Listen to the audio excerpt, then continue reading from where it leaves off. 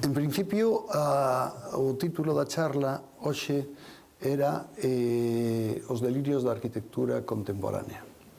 Eu, cando empecé a preparar a charla, empecé a darlle voltas e ao final o que me salía era algo así como unha charla que non podería chamarse Os delirios da arquitectura contemporánea, senón contra os delirios do poder.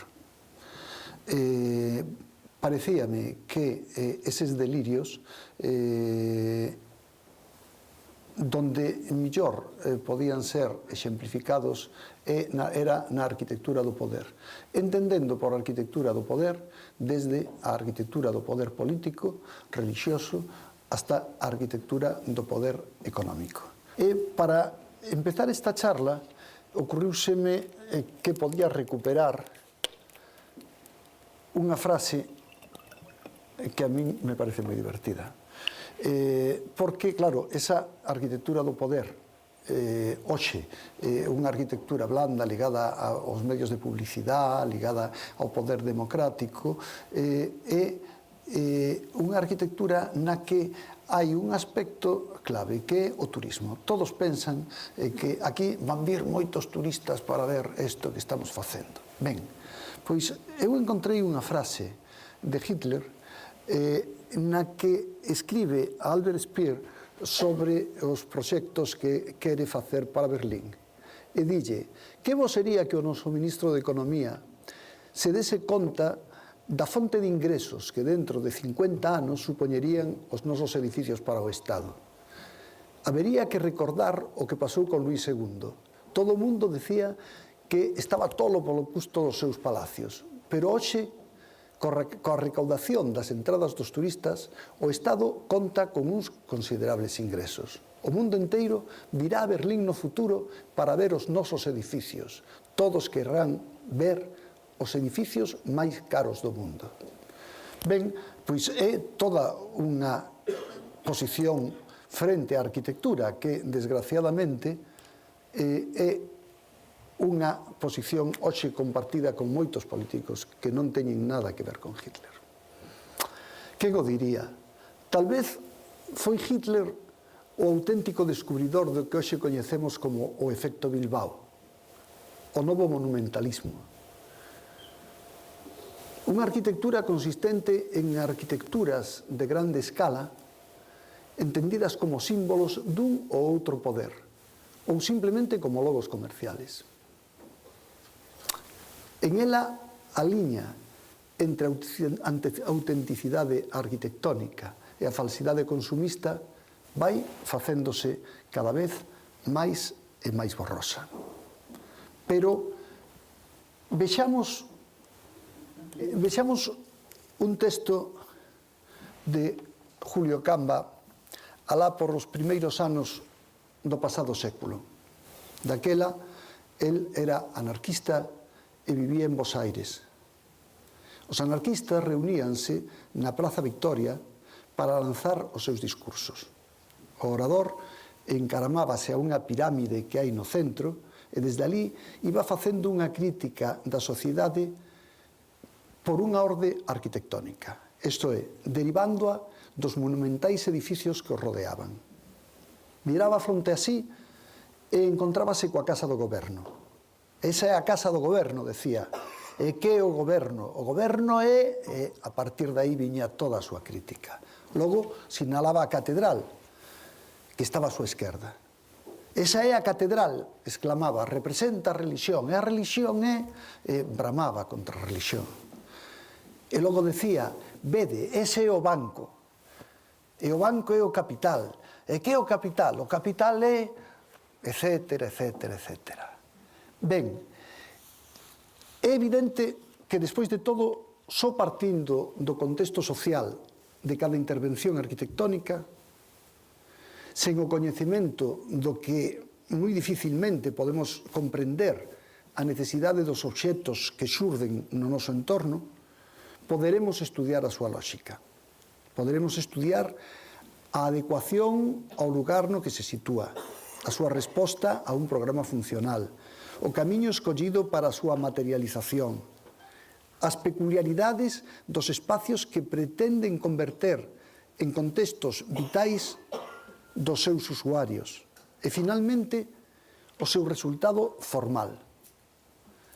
Se nós chegamos a analizar todos estes aspectos, poderemos censurar esas arquitecturas, é dicir, poderemos rexeitar a falsedade de determinadas actitudes arbitrarias destinadas a levar aos cidadáns a conformistas anuencias fronte ao desenvolvemento da súa comunidade.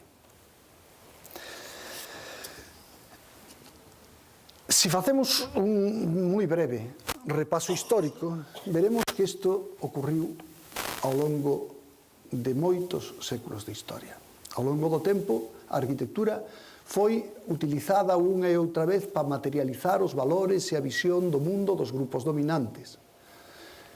Os grupos políticos, grupos religiosos, militares, etc. etc. E, así, transmitían a súa mensaxe a través dos máis variados símbolos. Desde a Torre do Babel, as pirámides, a arquitectura do cristianismo, con esa enorme macroarquitectura que é o Vaticano, os pazos das grandes dinastías europeas, Versalles,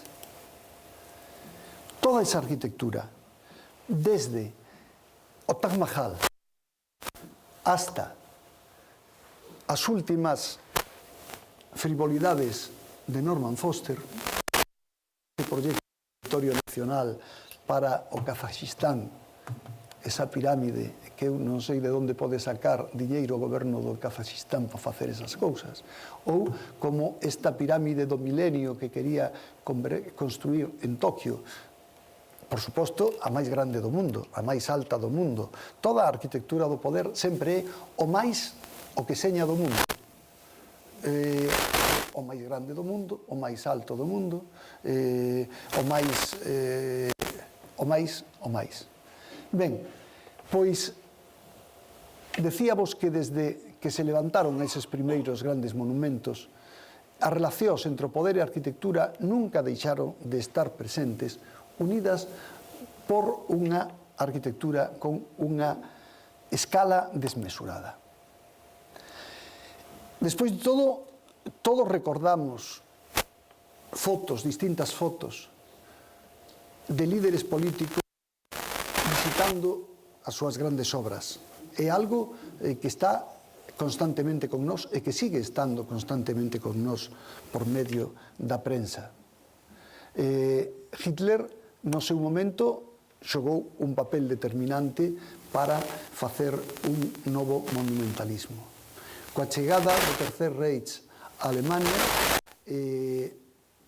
a dinámica arquitectura, a austera arquitectura da Bauhaus, do movimento moderno, foi sustituída por ese pretencioso monumentalismo caracterizado por unha visión estática e retórica do espacio e da forma, sempre posta ao servicio do nacionalsocialismo.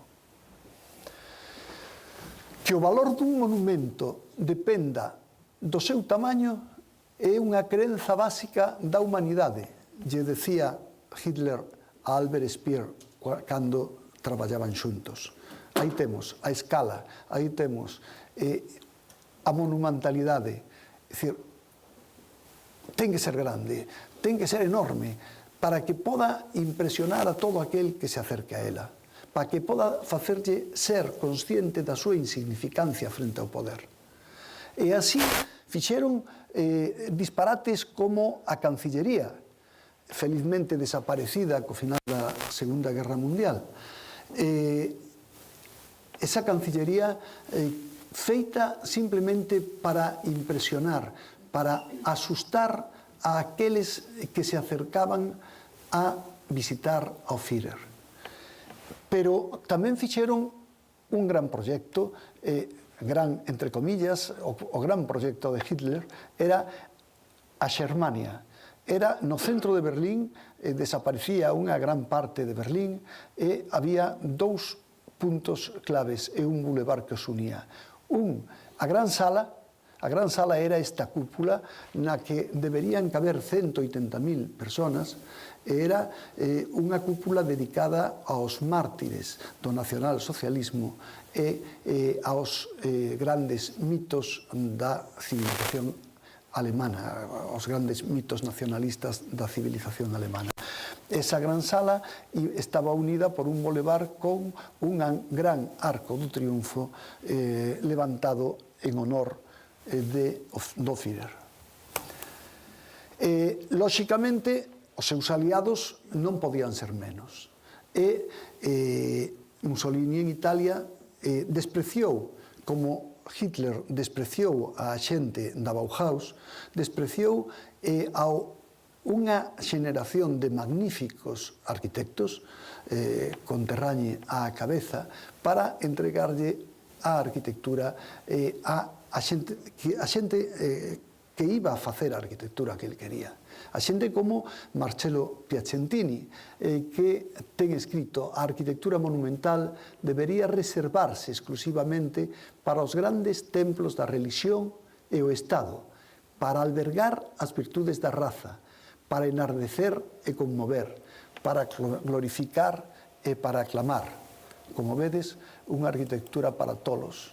Unha arquitectura para tolos que, lóxicamente, tivo entre nós o seu pequeno imitador, pequeno en talla e pequeno en cabeza, en cerebro. El fixo tamén o seu gran monumento, a súa gran obra en ese disparatado Val dos Caídos. Pero a verdade é que non só foi en ese extremo das dictaduras donde isto se viu. Na Unión Soviética, Stalin decidiu construir o gran monumento a súa dictadura do proletariado de Moscú. Un edificio que mediría 400 metros e tería sobre el unha estatua de Lenin de 100 metros máis alto que o Empire State. Sería o edificio máis alto do mundo. E como vedes, o que era unha gran tarta de boda que menos mal que nunca se chegou a construir. Ben, de feito, o único que quedou de todo aquelo foron a Universidade de Moscú, o Hotel Moscova, que son auténticos adefesios monumentalistas para demostrar que tamén a Unión Soviética era capaz de facer grandes cousas, como foi logo tamén outro dos grandes líderes mundiales, como foi Saddam Hussein, cando decidiu construir en Bagdad a gran mezquita, unha mezquita donde sempre é o máis grande, era a mezquita máis grande do mundo. En esa mezquita tiñan que entrar 100.000 personas, tiñan que poder orar 100.000 personas, e tiñan que poder comprobar que Irak era o gran líder do mundo árabe. Sempre a escala, sempre as dimensións, sempre a personalidade deformada, a personalidade absurda dun dictador. O feito é que nos anos 50, aínda que Saddam seña máis recente, despois da Guerra Mundial, pasamos da arquitectura da tiranía á arquitectura do espectáculo. Se trataba de unha adecuación da arquitectura monumental a unhas novas peculiaridades formales e conceptuales. Era xa a arquitectura das grandes empresas, era xa a arquitectura nacida nos Estados Unidos co inicio do século, donde cada edificio competía cos seguintes por ser o máis alto do mundo, e cada edificio representaba a unha determinada empresa. Así tiñamos o Rockefeller, tiñamos a Chrysler, e chegado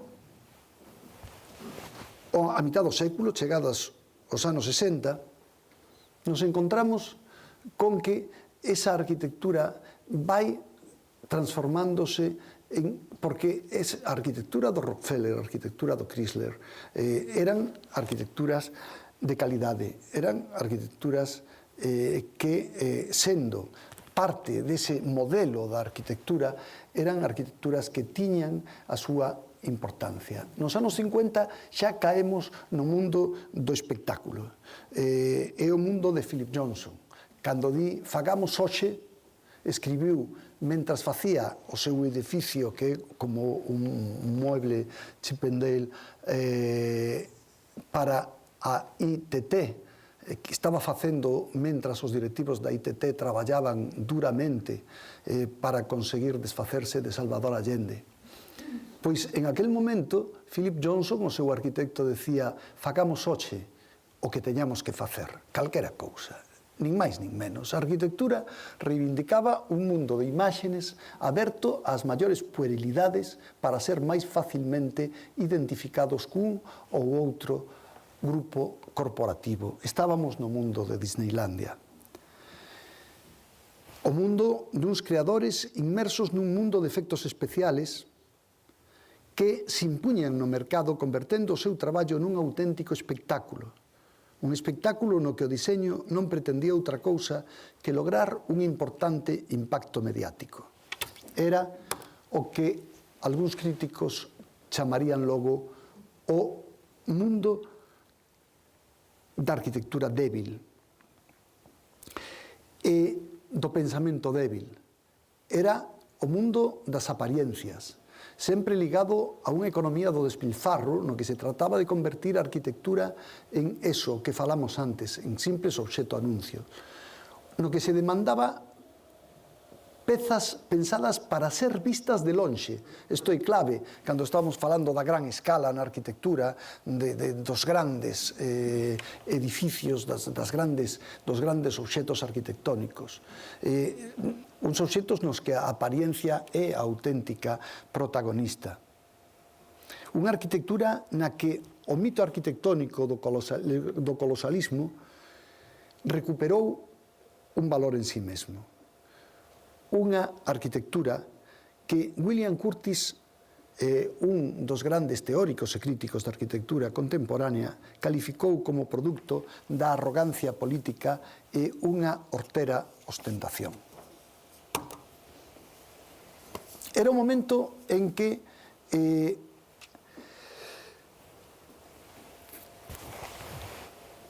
os grandes estadistas mundiales pareceron querer retomar o protagonismo.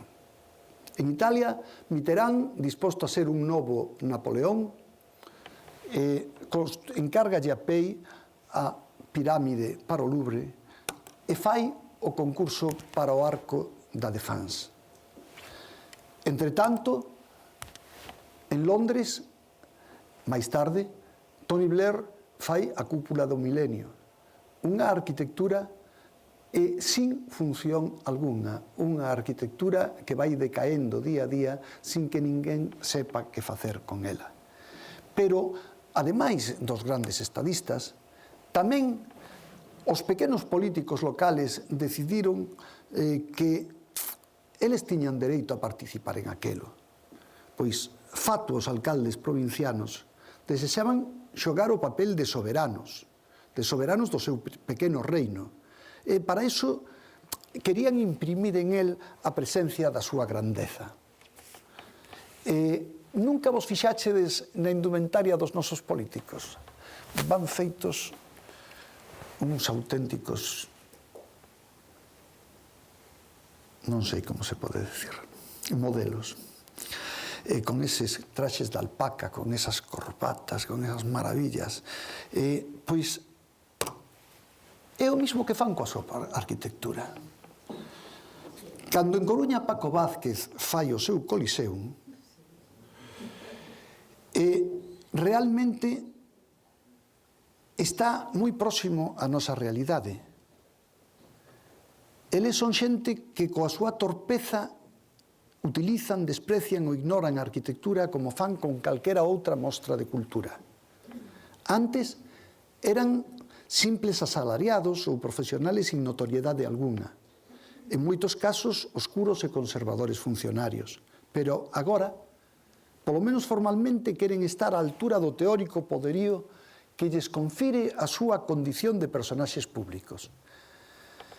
E que, ao parecer, ninguén cuestiona, xa que, como di un eminente político galego, quen cala astorga. Facer arquitectura para eles é como encargar un dos seus traxes, un puro lucimento personal. Pensan, quero construir un monumento digno da miña altura como gobernante, do éxito da miña vida.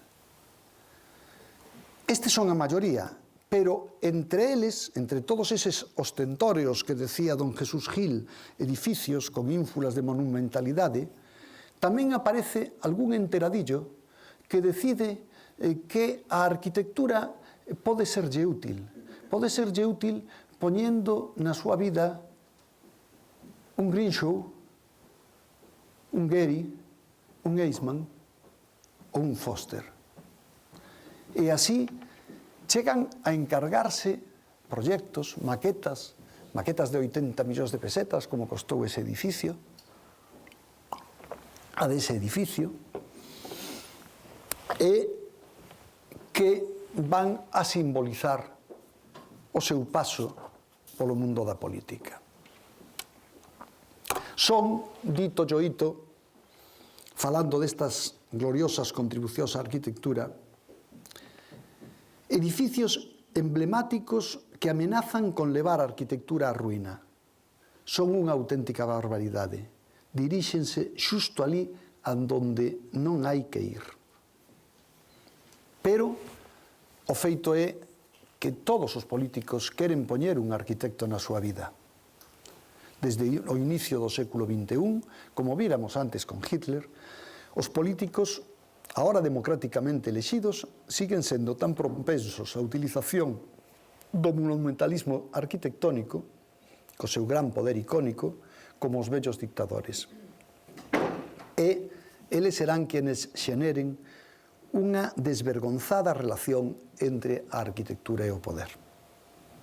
Seguen retratándose xuntos e felices ante a trivial maqueta do que no futuro será a representación construída da súa puxanza.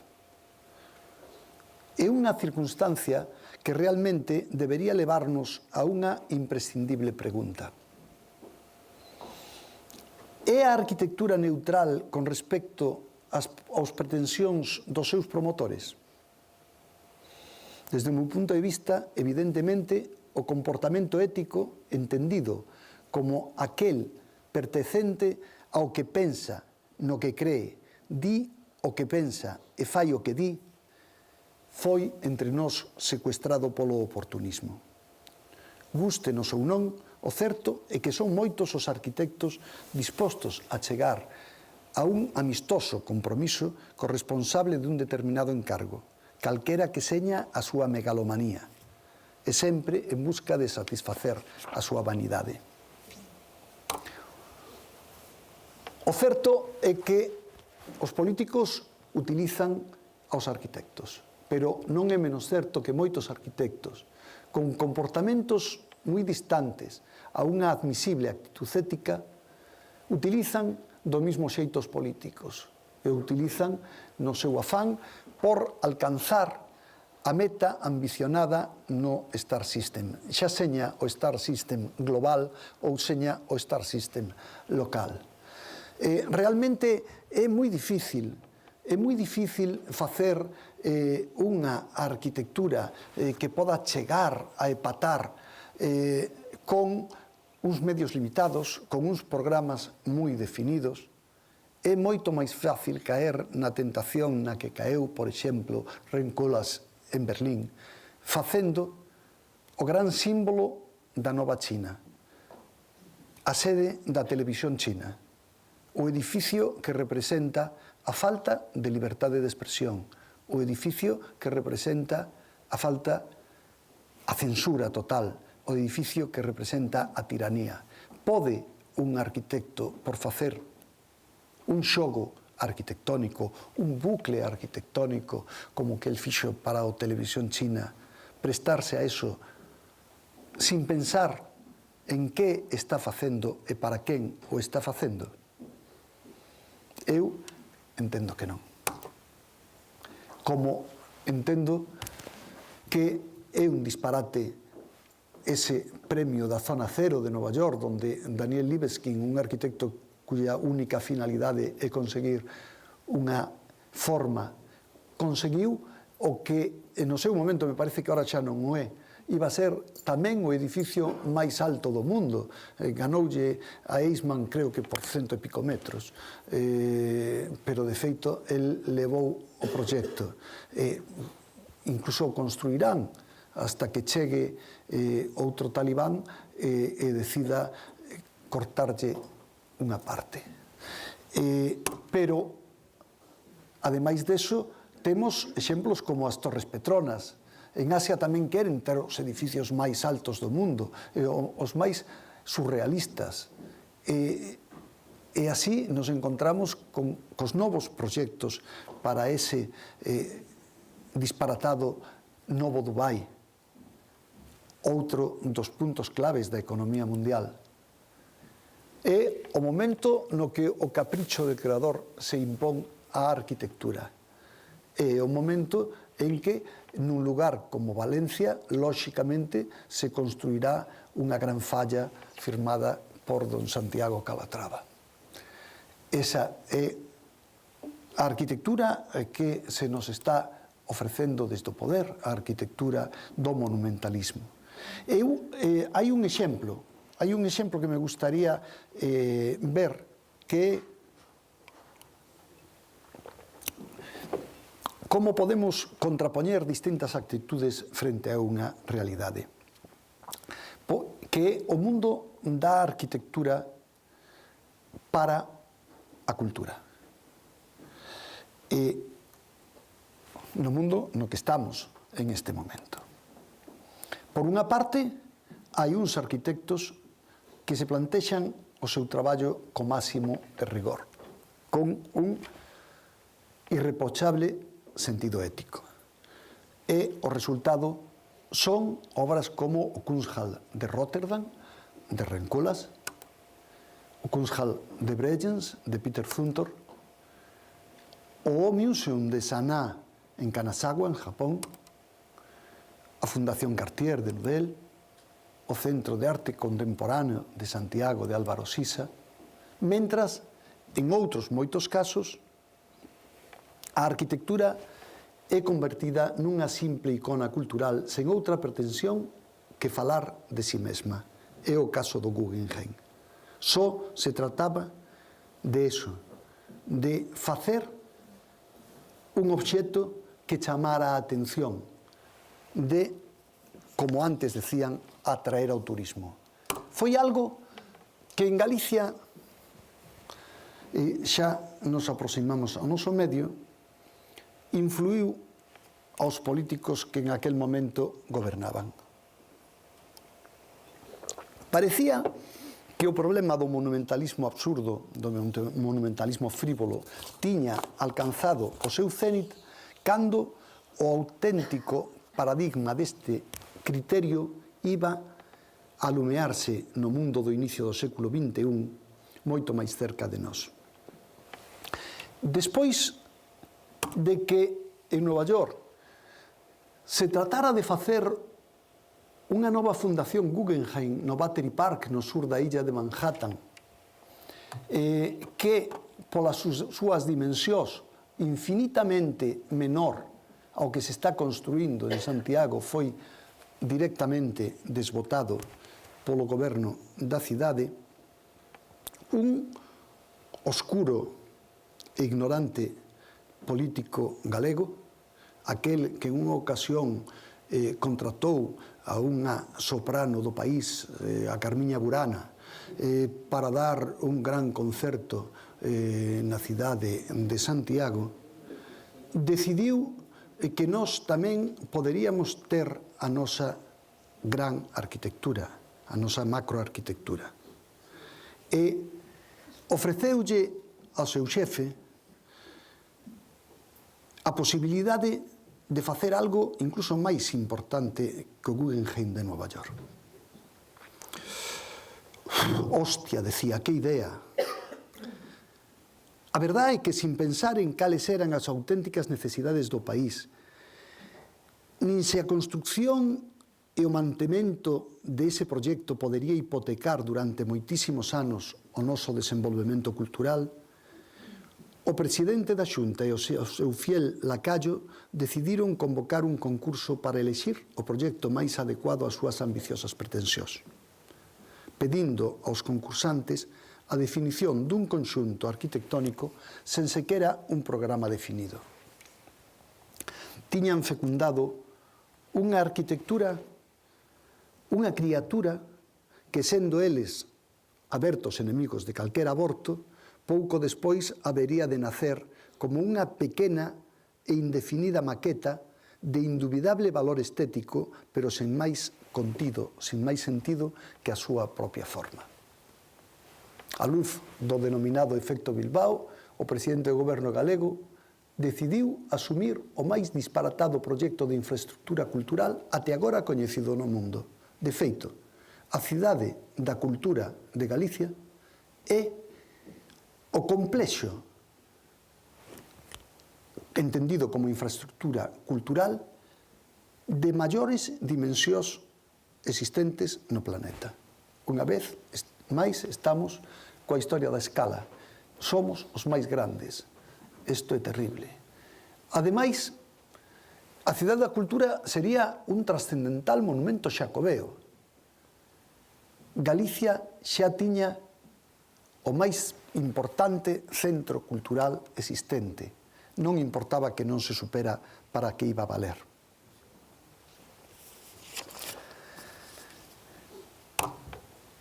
Pouco despois, no ano 2000, con só un pequeno esquema de programa como argumento, comenzou a levantarse entre nós a maior infraestructura cultural construída no mundo. E para facelo, aínda non existía siquera proxecto. Non existía un proxecto de execución, nin existía un proxecto político para o que ali se iba a facer.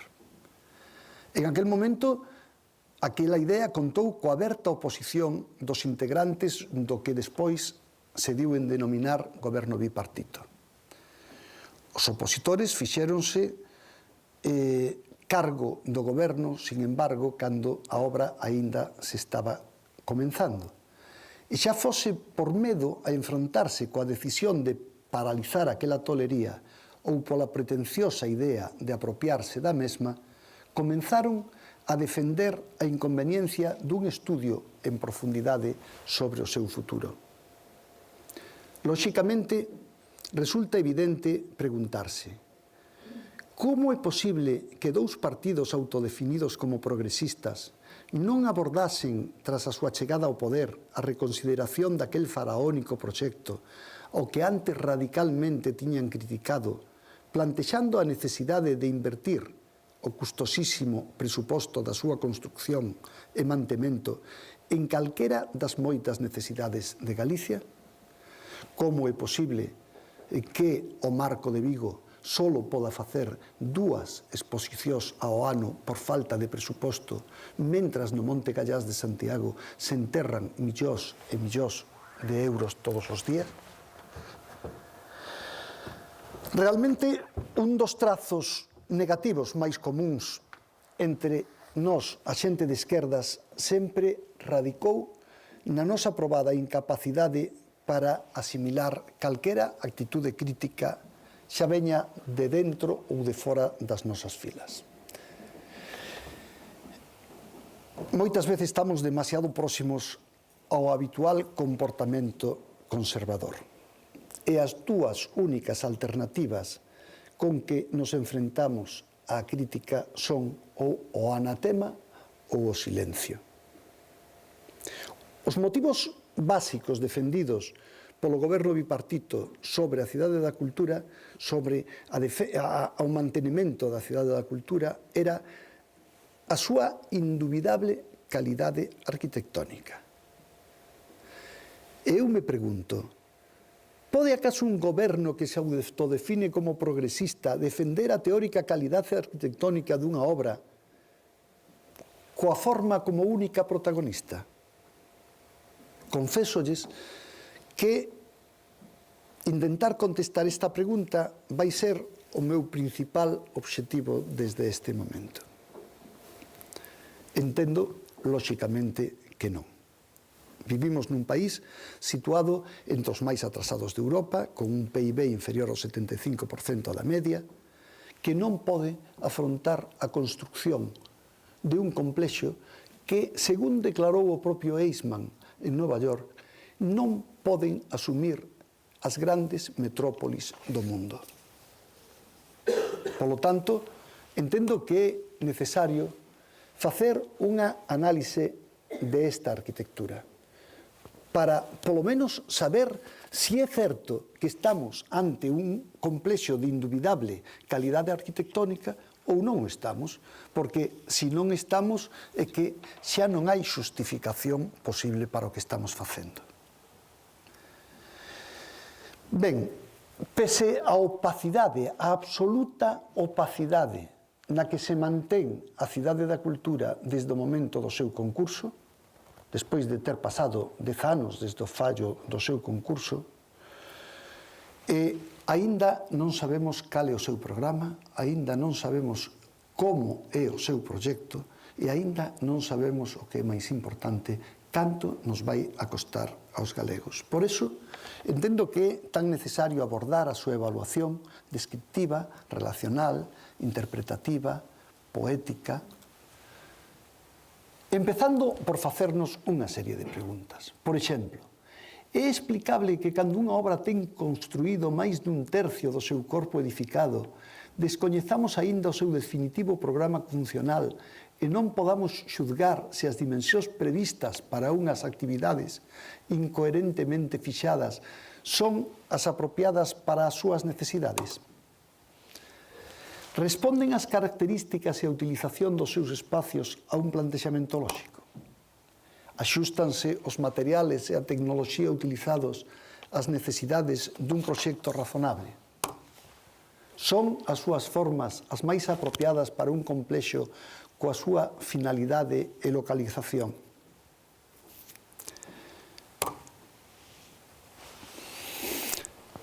Estas e outras moitas preguntas levo facéndomas eu hai moitos anos, despois de intentar en algunha que outra ocasión visitar a obra. E ao salir da miña casa en Santiago, todos os días iba vendo asomar aquel monstro sobre a montaña do Gallas.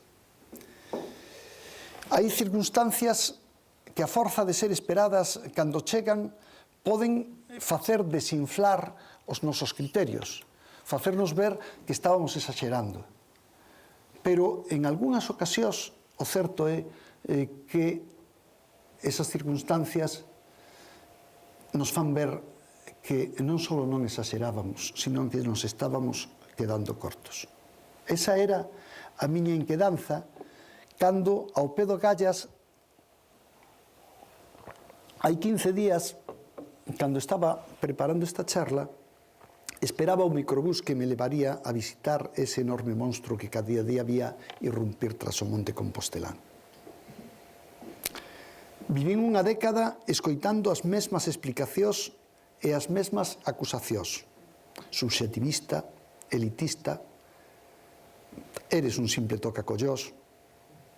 Agora tería, ao fin, ocasión de comprobar cos meus propios ollos se as miñas apreciacións ao descomunal proxecto resultaban ser tan subxectivas como a xente do poder afirmaba. Ante todo, eu creo que os arquitectos debemos de pensar que somos cidadáns e que, como tales, debemos entender que os intereses da nosa sociedade sempre terán que estar por riba de calquera diletante apreciación profesional sobre o posible interés teórico dunha arquitectura concreta. A calidade de vida dos cidadáns só pode crecer cualitativamente a través do desenvolvemento do universo da cultura e, dentro dela, lóxicamente, dunha arquitectura destinada a albergar as súas actividades á marxe de grandilocuentes construccións fundamentalmente destinadas a impresionar ao home da pé coa súa lóxica maxestuosidade. A primeira evidencia percibida por un visitante no seu inicial contacto coa obra de Eisman é, sen dúbida, a dunha disfuncionalidade absoluta que os responsables da mesma parecen querer mostrarnos coas torres de Hekdyuk. Hekdyuk fixo un proxecto para un parque de Santiago que teóricamente era un invernadeiro, un almacén para ferramentas, que finalmente foi construído como primeiro paso da cidade da cultura e coñecido polos rapaces da cidade co nome do monumento ao botellón. Non é difícil, unha vez na cidade da cultura, observar que mentras, como todos sabemos, o factor esencial de toda a arquitectura está na dialéctica entre esa arquitectura e os usos para que foi destinada, o aspecto máis enoxoso da nosa historia é que esa dialéctica é imposible. É imposible porque non existe un programa para ese complexo. E cando se fixo o concurso, o que se pedía era unha hemeroteca, unha biblioteca de Galicia, un teatro da música, un edificio das novas tecnoloxías, o edificio dos servicios centrais e o Museo da Historia de Galicia. E, ademais deso, Eisman engadiu dous grandes corpos aos que denominou ampliación noroeste porque os necesitaba para definir a forma que el quería darlle ao proxecto do seu concurso. Evidentemente, o programa non era moito, e por eso, no ano 2003, o novo goberno convocaría o que eles mesmos denominaron como un comité de sabios para definir as novas funcións do concurso. E aquí sigue a comedia. Realmente non vou a citar quen estaba en aquel comité de 200 sabios. A verdade é que nunca creín que en Galicia houbera 200 sabios, pero de feito parece ser que os hai. Si o que eles consideran como sabios son sabios. É curioso, entre os 200, cando se iba a falar de un proxecto de arquitectura, había un arquitecto de nome para min absolutamente descoñecido. Ben, pois, que fixeron aqueles amateurs aos que se puña na súa man decidir cal iba a ser o programa de o maior complexo cultural do mundo? A verdade é que o complexo do Monte Gallas non só non responde a unha demanda real da nosa sociedade, senón que, ademais, non contaba nin conta con un programa suficientemente estudiado. Vexamos, por exemplo. As súas dimensións, antes de nada, eso sí hai que decilo, seguían sendo as mesmas de sempre. Desde logo, aquí temos na mesma escala o Kulturforum de unha pequena cidade como é Berlín. Esta é a Neues Gallery de Mies, esta é a Biblioteca Nacional de Sharon, esta é a Filarmónica Nacional de Sharon. Lóxicamente son xente que tampouco ten unha tradición cultural moi importante, e por eso, á mesma escala, temos a nosa cidade da cultura. En Santiago podemos permitirnos ter unha cidade da cultura que, como vemos polas dimensións dos edificios, realmente poderían ser 4 culturforums berlineses. Ben, pois, que pasou con esa comisión de sabios? O señor Pérez Varela propuxera facer unha gran biblioteca galega, e agora convertiuse en Biblioteca Nacional Galega. Xa é un punto importante no cambio, non?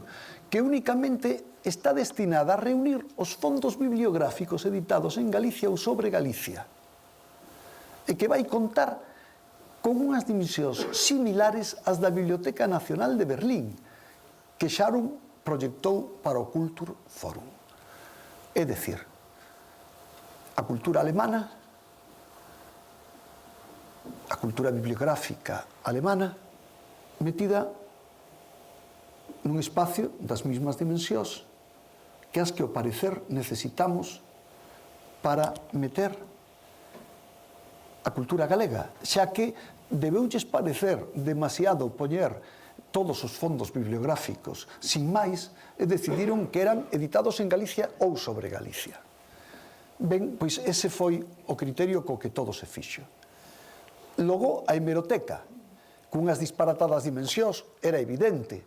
Unha hemeroteca, hoxe, no século XXI, é unha habitación con uns ordenadores donde todos os fondos hemerográficos están digitalizados e donde a calquera interesado do mundo se lle dá a páxina da Berza de Ortigueira do ano 7 que el necesite, e se lle di, se usted quere consultar o original desta publicación, usted ten que ir a tal sitio. Eso é unha hemeroteca no século XXI. Ben, pois, tiñamos un enorme, un edificio con unhas dimensións disparatadas para aquel limitado contido.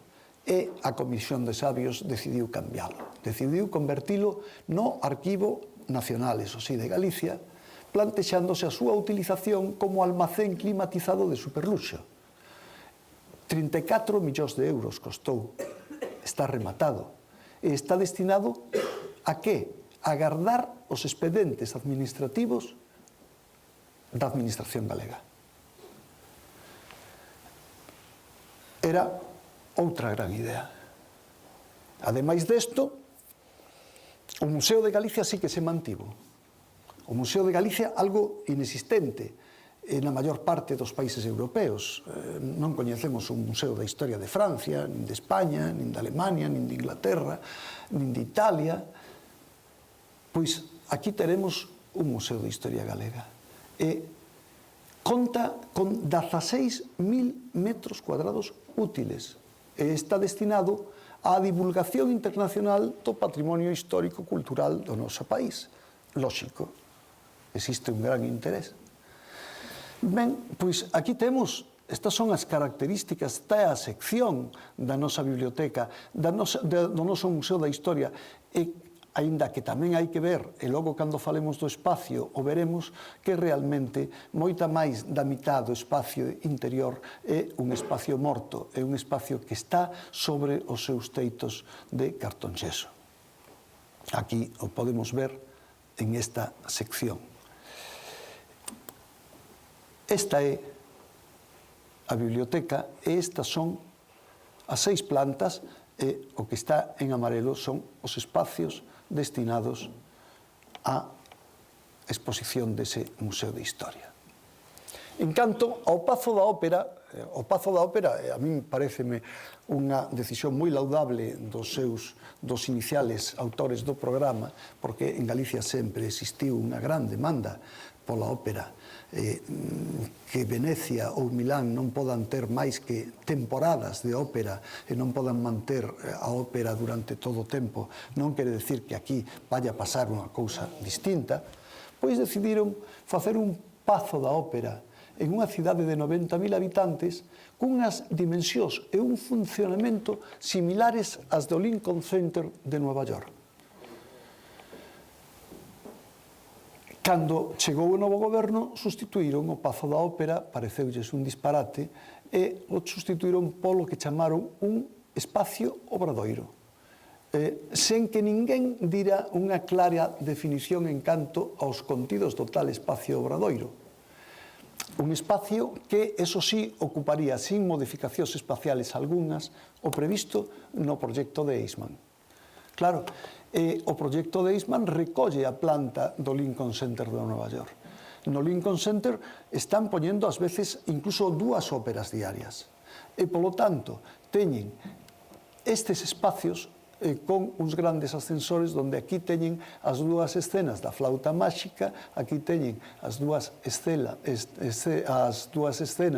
de Otelo, aí terán as dúas escenas da Bohème, por exemplo.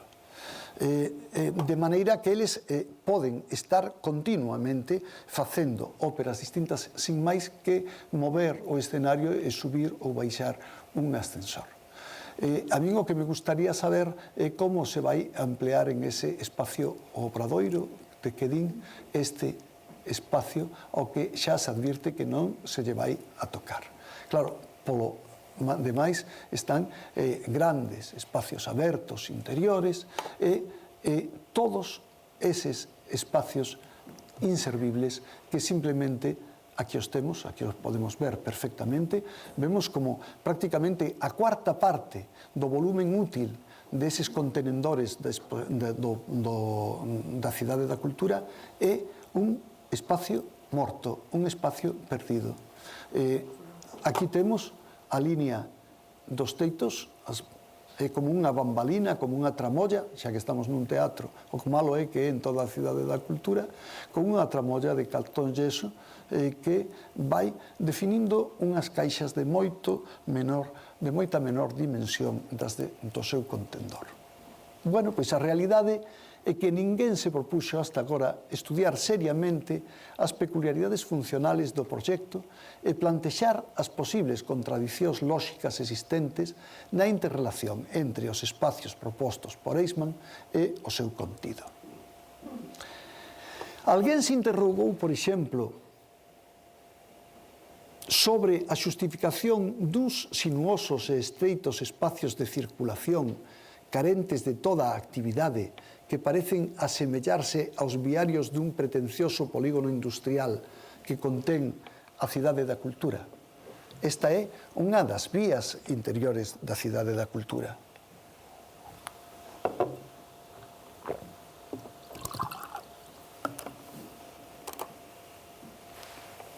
Quen estudiou a proporción existente entre os espacios cun uso concreto e os espacios de circulación previstos? Según as miñas informacións, máis do 50% do espacio interior da Cidade da Cultura son espacios de circulación.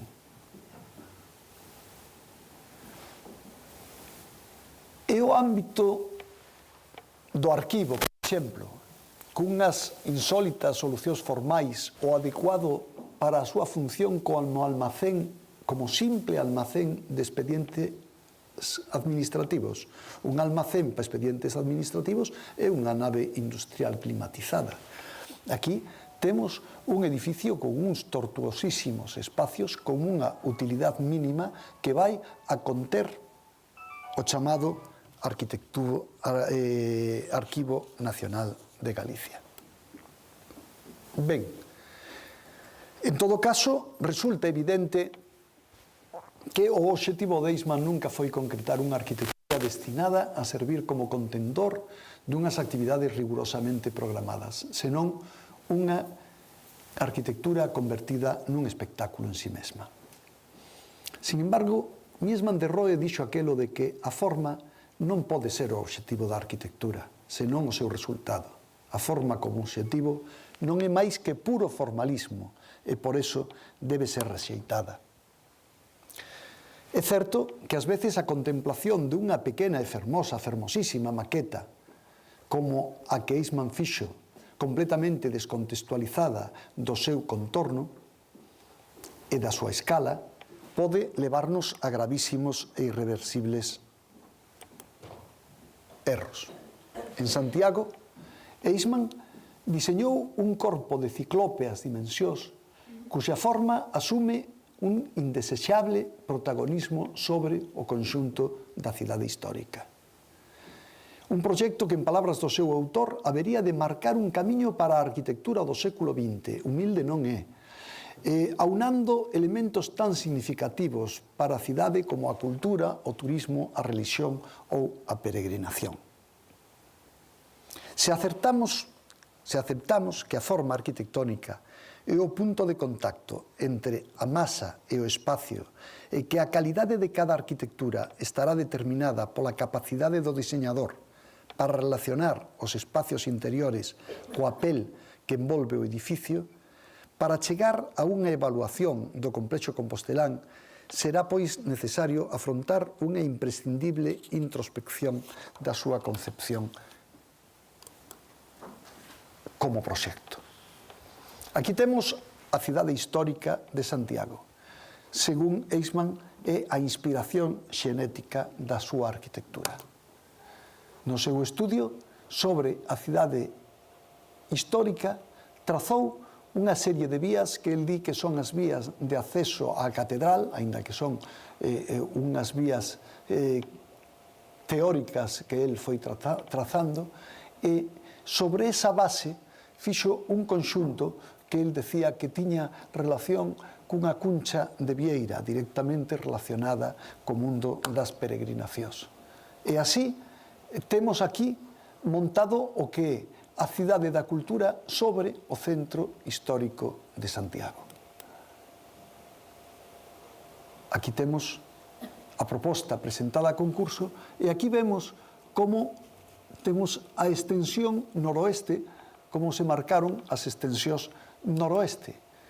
As extensións noroeste eran as que viñan, as que permitían baixar esa lomba da colina pétrea que el facía sobre o casco histórico. Aquí vemos o casco histórico e aquí vemos as dimensións reais da cidade da cultura. Dos iniciais e abstractos bocetos tiña surdido unha ciclópea superficie alabeada dentro da que un conxunto de edificios, fora de calquer escala lóxica, iba a definir un volumen localizado nunha cota superior á altura da catedral, chegando a esvaecer o protagonismo da mesma. Era unha proposta esencialmente formal, caracterizada co cambio que implica o paso de un modelo de escala 1.500, que era maqueta, a unha escala 1.1, por un torpe e simplista vocabulario baseado na utilización de barrocas e superficiais imágenes facilmente lexibles. Este é o resultado das súas fachadas. Quen podería imaginar unha arquitectura que está pensada para ser apreciada desde o aire, como era apreciada aquela maqueta? Realmente, que cando nós vexamos esa arquitectura desde outro punto de vista, o resultado vai ser moi diverso. Isto só o poderemos ver desde un avión ou un helicóptero. Esta é realmente a imaxe que ten en este momento a obra da Cidade da Cultura. O feito é que estes dous corpos que Eichmann engadiu para que a colina poidera baixar sobre a cidade, co tempo foron suprimidos. Foille roubada esta parte a idea inicial do proxecto e en este momento o que vemos desde a cidade é esta gran vidrieira que no proxecto non era máis que unha vidrieira interior dando a unha estreita rúa de 10 metros. E, sin embargo, ahora esa vidrieira convertiuse na fachada da Cidade da Cultura. Aquí isto está sin construir, aquí o monte viría aí e aquí o monte baixaría hacia aquí. E sería toda unha superficie pétrea. Agora resulta que a fachada simplemente tivo ese cambio. Este gran acantilado de cristal de 45 metros de altura aparece sobre a cidade cando nada ten que ver co proxecto inicial. O que vemos é ese colosal volumen edificado percibido como unha sobredimensionada presencia con respecto a todos os obxectos do seu entorno. É iso que en este momento temos o monte que non sabemos aínda se van a desmontar isto, supoño que non, porque así únicamente estamos vendo a mitade da altura do que a altura real deste edificio, que máis ou menos chega a esta altura. Ben, pois, É un volumen que ao aproximarnos a súa realidade nos mostrará o resultado dunha lamentable, absolutamente deplorable solución compositiva. Uns detalles arquitectónicos que realmente son dignos da peor arquitectura. Pero vexamos o tema do espacio, o tema da conciliación entre o espacio e a súa envoltura. O obxectivo da arquitectura, escribiu Berlage, é a creación do espacio e debera, polo tanto, comenzar polo espacio.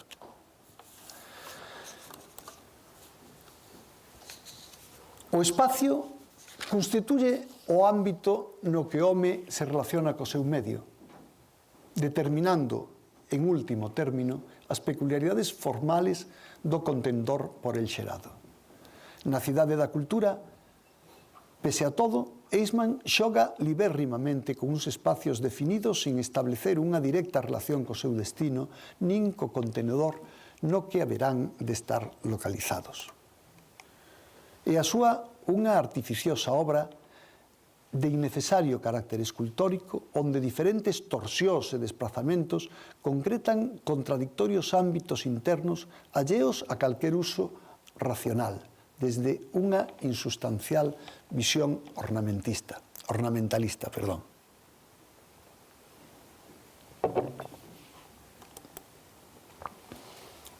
Se nos plantexamos estudiar calquera dos edificios contidos no conxunto do Gallas como unha lóxica relación entre o que poderíamos chamar espacio absoluto e os espacios relativos por el contidos, estaremos, polo tanto, no camiño de comprender o porqué dunha inadecuada solución espacial. Si esta é a línea da cuberta destes contendores, aquí estamos vendo perfectamente, é unha maqueta do estudio do arquitecto, onde non teñen por que empezar a contarnos cousas.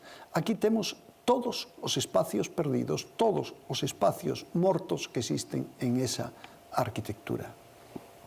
É dicir, volvemos ao mismo.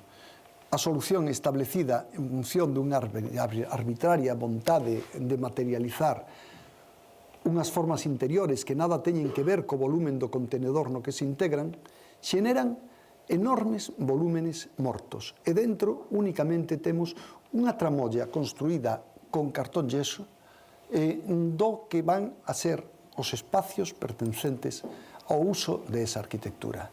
Agora, dentro dunha solución volumétrica definida por medio desa sobredimensionada e complexísima estructura de formigón e aceiro que caracteriza a Cidade da Cultura, son as persoas as que teñen que adecuarse aos espacios e non os espacios aos usos demandados polas persoas.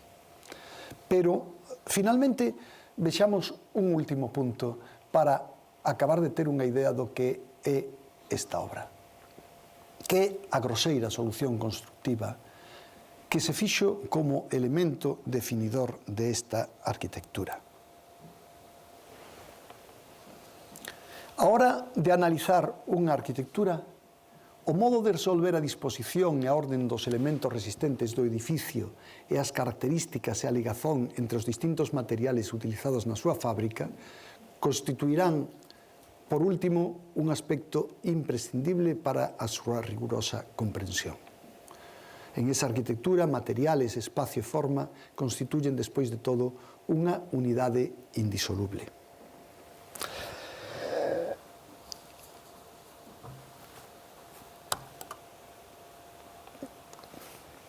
Tal parece que Mr. Eichmann, ao pensar nun resultado edificatorio que, segundo as súas palabras, debería emular unha preguizosa ondada de granito, logo sustituída por cuarcita, cando a cuarcita, a canteira de cuarcita de Lugo, de onde se traía, deixou de funcionar, empezou a importarse a cuarcita desde Brasil.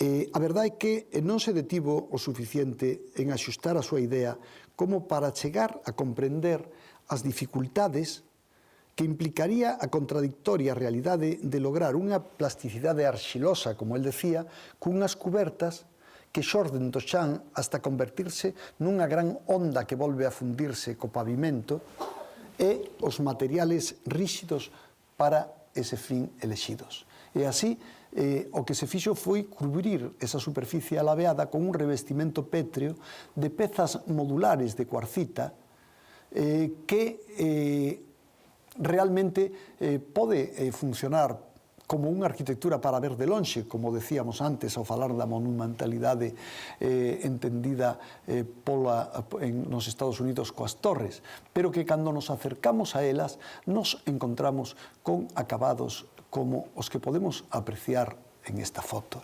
acabados realmente deplorables. E máis cando no proxecto de Eisman o que se plantexa é que a malla que sirve como elemento básico para a definición da planta desa arquitectura debe de estar marcada con un material distinto ao que a pedra da cuberta.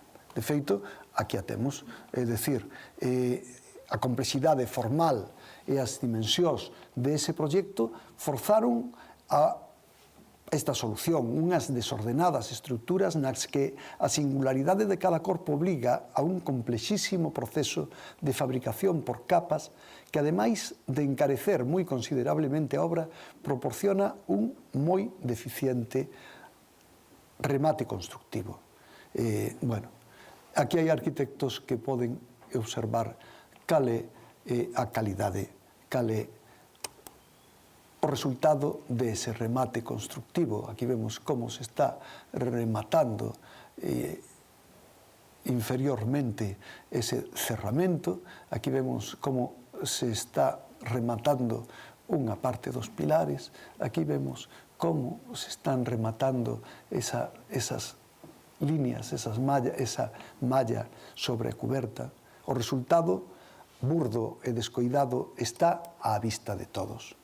O que inicialmente eran fermosos microfragmentos dunha pequena e sinuosa superficie de madeira se convirten así en grandes e deslucidas fachadas que coa súa deplorable calidade compositiva dificilmente directamente integrable na chabacanería kitsch, nos ofrecen o lamentable aspecto de algún parque empresarial con pretensiones tardomodernas.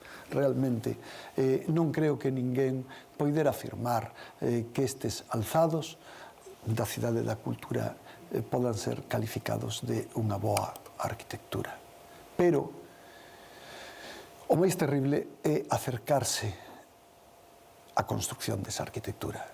No noso caso resulta evidente que lonxe da kantiana adoración da Xunta, a definición constructiva do proxecto cunhas ensamblaxes sumamente groseira resulta a todas luces paupérrima. Aquí estamos vendo todos estes remates. Estes son os remates generalizados na Cidade da Cultura. Eu comentaba con un amigo con quen visitaba, aquí vemos como aquí non lles chegou o aluminio e meteron esta pequena peza para xuntalo, aquí non tiñan un bo remate para isto e meteronlle unhas eles para que isto poidera ser, e logo, eso sí, moita silicona. Parece que o arquitecto entendeu perfectamente cal é a medicina habitualmente utilizada en Galicia para calquer problema, silicona.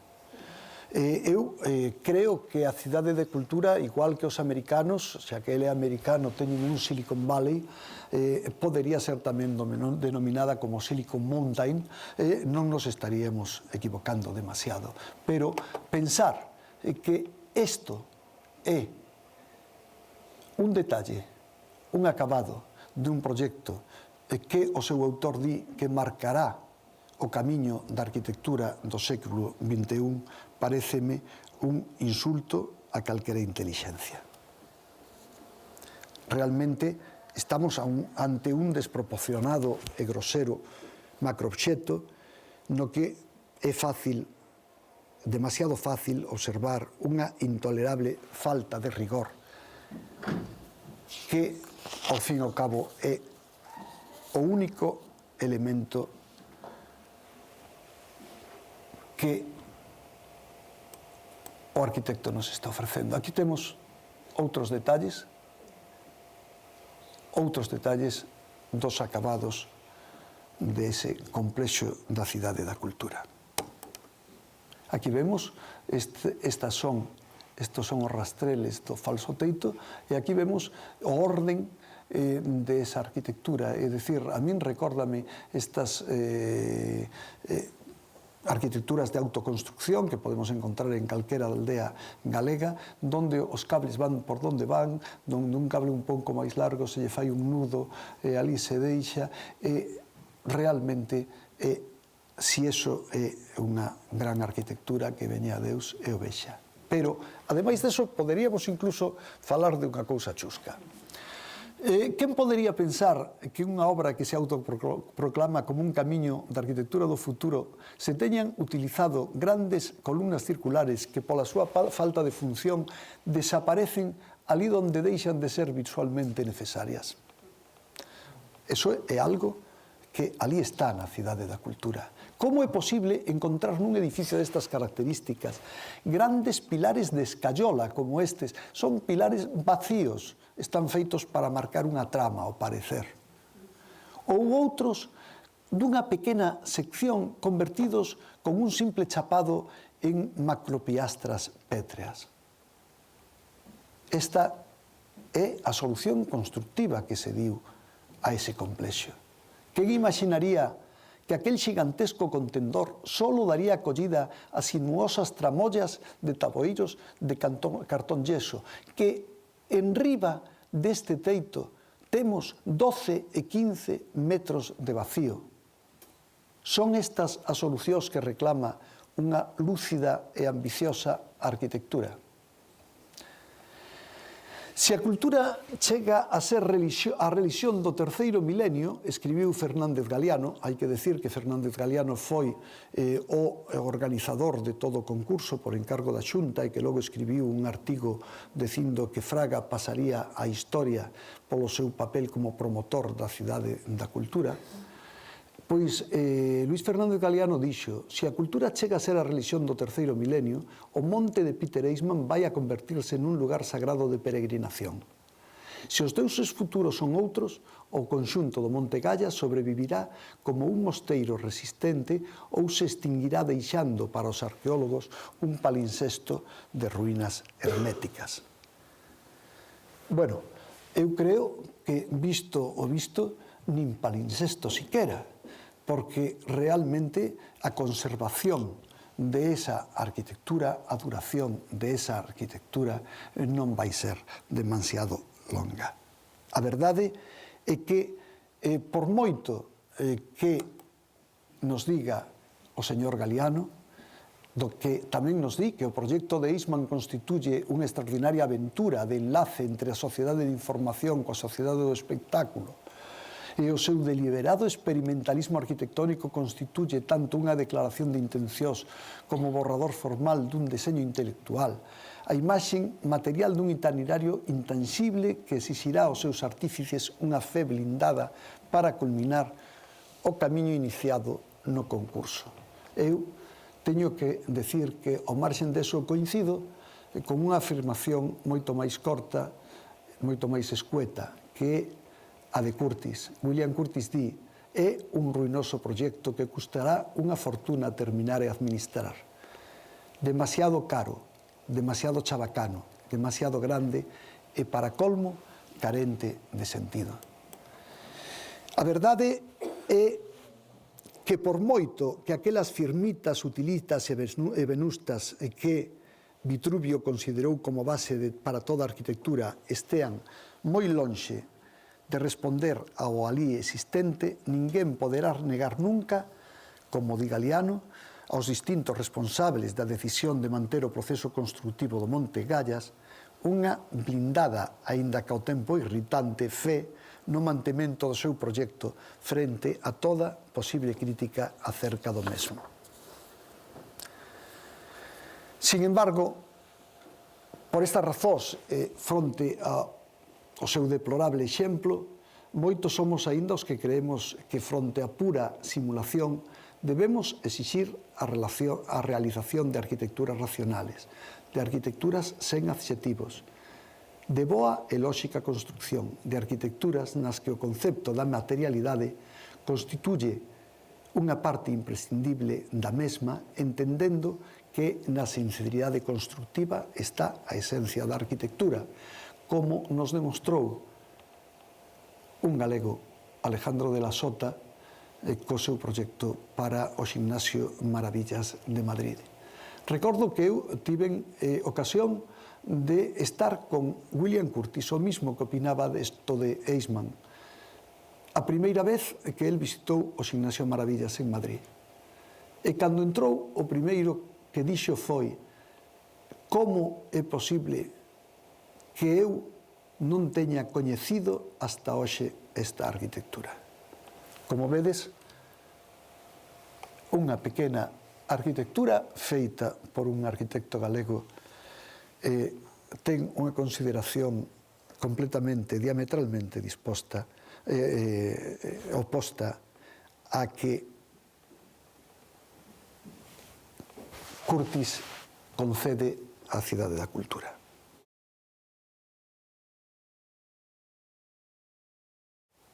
Eu creo que debemos facernos unha última pregunta.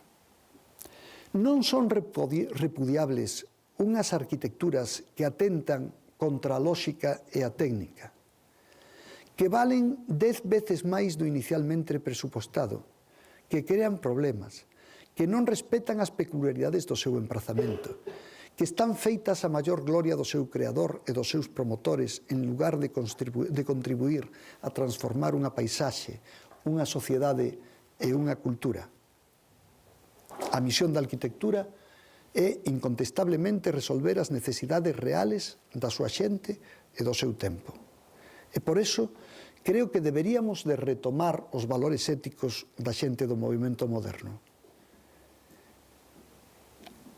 Asumir que calquera arquitectura só debe ser considerada en función da súa coherencia interna e non das súas dimensións, e non da súa silueta, e non das súas formas. Todo elo non son máis que símbolos de unha impúdica soberbia. Isto era o que eu quería contarvos hoxe sobre a arquitectura do poder e a súa materialización no noso país.